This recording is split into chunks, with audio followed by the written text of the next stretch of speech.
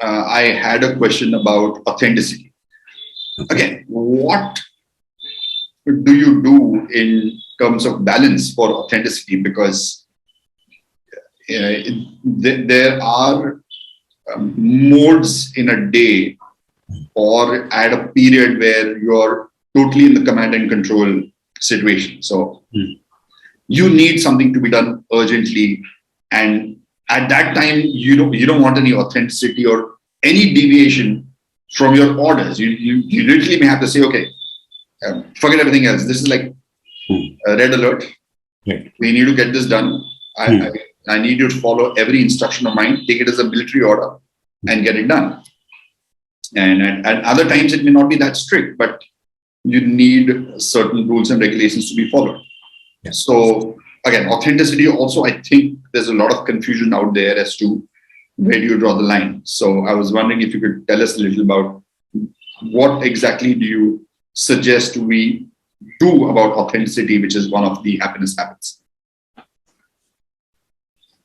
See, I think the first is, for me, to go back to the basics and know who you are and be clearly aware of, what triggers you, what, kind of engages you, what, kind of makes you lose your cool, and be aware of how you come across to people. That's the first part of the journey, because with regard to authenticity, our whole thing is that we need to know, because sometimes we fool ourselves. We think something, but we don't come across that way, or we are not that way according to the people around us. Mm-hmm. So the first thing is to really know. And there are enough clues to tell you, the times when you are not, really coming across the right way.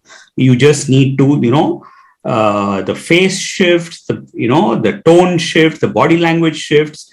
Okay. And so there are enough clues if you're just aware to realize that when are those times when you have not, kind of been really in the right way, in a way where people are receptive to you.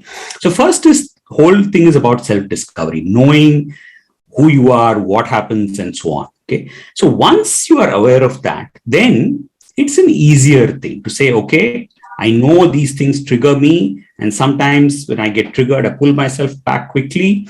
Or, if I react, then I'm saying sorry, so that, you're really living who you want to be. Because it's not that you have to be perfect, but you should know when you have not been who you want to be and really take corrective action, which is sometimes where the ego comes in and says, okay, it's okay. You're in a position where people will not mind if you, don't treat them properly and things like that. So, that's the second part, which is that, when you want to be a certain way and then how you come across are not in sync, then you need to first bridge that gap consciously to try and be the way you actually want to be. And when you're not, you make amends, make that correction. I found that also the third important thing is to really focus on the how, because if we want something to be done, it's urgent and there is no other way. Often we don't need to be arrogant or, strict about it. We just need to be clear. Often because it is so important, that triggers you at some level. And if the fear of failure kicks in and then you overdo things, saying that, oh, if you don't do this, something will happen and so on. So for me, that's why self-discovery is important, because I know that some things trigger me. When things like that come, I'm more on my guard and I'm able to think, because largely it's about the how, in terms of not saying, that you cannot convey, because we've programmed, because you have a certain way of working and we program ourselves to kind of react in a certain way. Oh, this is urgent. You better do it on time. Not required. Okay. It is urgent. There is no, question about it. And you have to just communicate it with clarity on how, it will impact and why it is important, rather than it being a stick. Right. Okay, because we think only the stick will work. So your tone and your body language assumes that, that the stick needs to be used so that people realize the importance of it. People are logical. They'll realize, they'll know the difference. Even if you are, not strict, from your tone, from your seriousness, people will sense the seriousness of what it is and they will do what it takes. But because we don't want to fail, you assume that you have to use the stick up front and tell people things, right? So that's one of the things that I feel is we need to focus on if you really want to, because, and also it's about first, who you want to be. That's the first thing with authenticity is that, do you want to be the person who's kind of balanced? Or are you okay with that occasional egoistic personality who pops up and goes back? If you're okay, then there is nothing, to be done over there, right? But if you're not, if you really want to be a better person, want to improve on that, then this is the whole point, that to catch ourselves. And it keeps happening to me. I know the triggers, but still I'll get triggered. Many times off late, I'm much better off in dealing with those triggers because as I'm talking that, I realize that, okay, you're not necessarily telling this the right way. You need to calm down. Okay. And then you take a breath and then you explain it a little better to people so that people kind of get it. Sometimes I, kind of take off. And when I know that I've taken off, then I realize it. I go back and call that person or send them a message saying that, hey, looks like I came across a little harsh. That was not the intent. It was more that I was passionate about what I was speaking. And it was not meant to be, taken personally or things like that. So that's the whole thing, because once you do that, then you don't want to keep apologizing. So you catch yourself in the act much earlier and you improve on that, on your behavior on that particular aspect. So that's my whole thing, because with authentic, I've seen a lot of times when people when somebody is not watching who you are, that is important. Okay. When you are not going to face a consequence, how do you behave? Like how do you treat the watchman, when nobody is around? How do you deal with the waiter when they do something wrong? Okay, what do you do about the things that you have to throw in the dustbin? If you have to have a long walk and go and do it, will you actually do it when nobody is watching? So those are some of the questions for us to reflect on, really, because many times we, if I ask the question, right, what is the biggest value? The most common answer that you get is integrity. Integrity is perhaps the most prevalent answer that we get from people on, what their topmost value is. But then how are you living this integrity? Then that answer is very difficult to answer, because you are aspiring to be with integrity, but are you behaving like that in all circumstances? Because by nature we have a manipulative tendency. You really tend to manipulate. So those are some of the checks that we need to kind of put in place. And as long as you can be in sync with who you think you are, who you want to be, and your behavior, and the way the world looks at you are all in sync, then you are being authentic. Otherwise, you're trying to act like you're authentic, and that always shows up at some point of time, especially in the points when the pressure is higher. Right. Okay. That is quite an enriching insight into how you would deal with the concept of authenticity. And it's more about your personal, say, self-growth, rather than we're talking about authenticity in the internal aspects, rather than, say, changing yourself in a situation to get the results better, so, which I think would be a different topic altogether. Yeah. And it's a simple thing, right? It's like, how truthful are you?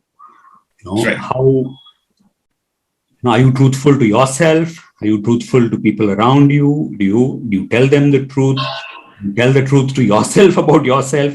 Those are all, questions that, if you ask, and you'll realize that, it's a very shaky answer. Most times, we take... You'll get killed if you tell the truth. And not only that, it's like you take the easy route out by perhaps not talking about it and then assuming that you're on the high ground. But whereas that circumstance required you to speak up and you just refuse to, kind of speak the truth. And that's happened so often, even in corporate, that, that because of the people who are around you and the consequences that you imagine may happen, people don't speak the truth. Simple thing. Then how can you be authentic if that simple thing of saying, and that is what people often assume that, if I have to say something, I have to say it in a, aggressive way. But it's just about, and it can be as a question saying that, hey, I'm really confused, but, is this, what you're trying to say? Is this the consequence that will happen? It can be phrased that way. But often people think, oh, I don't want to upset anybody over here, so let me just hold on. And that does disservice in the long term, right? Because we don't then look at all consequences. We don't, do a deep analysis of what it is. We just go with, what the boss is saying or, what the higher ups have proposed and so on. So, and I notice this, especially in the Indian culture, where people have this slight hierarchy orientation, where they just don't speak the truth. And we need to learn to do that, which is stand up for what it is, but not in an aggressive way. Do it, do it mindfully, do it, in a proper way. But those are the things. Because once you don't speak the truth, you're anyway upset because it is not in sync with what you think it is. But you didn't express your opinion. You're forced to deal with that. That's handed over to you and say, okay, now you implement it. And that then, you're not motivated to act on it and so on. So it triggers off a chain of things, which then, kind of lead you to a not so great outcome. Moving on to mindfulness, and we attended a GTD session together.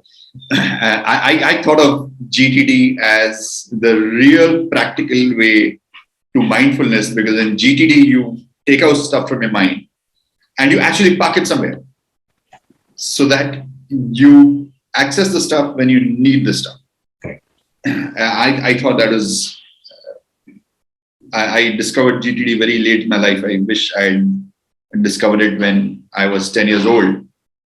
And that's, for me, been like the science of mindfulness, because in plenty of mindfulness sessions, mindfulness is treated as a verb, not as a journey, not as a destination. You have some mindfulness trainers who say, okay, now come in and now for the next 5 minutes, don't think about anything, or think about your breath, or take a resin and put it on your tongue and now think about the weight of the resin and the texture of the resin. All that may be slightly useful. At the same time, how do you know what that person is really thinking about? He might still be thinking about thousands of problems that he has when he's in the class. And let's assume he is a superhuman and he manages to not think about anything but the resin in his class, on his tongue. But what happens after 5 minutes? He's back in the big bad world. So, so you can either talk about your experience with GTD or anything else that you want to talk about mindfulness, which is more aligned to what you mentioned in the book.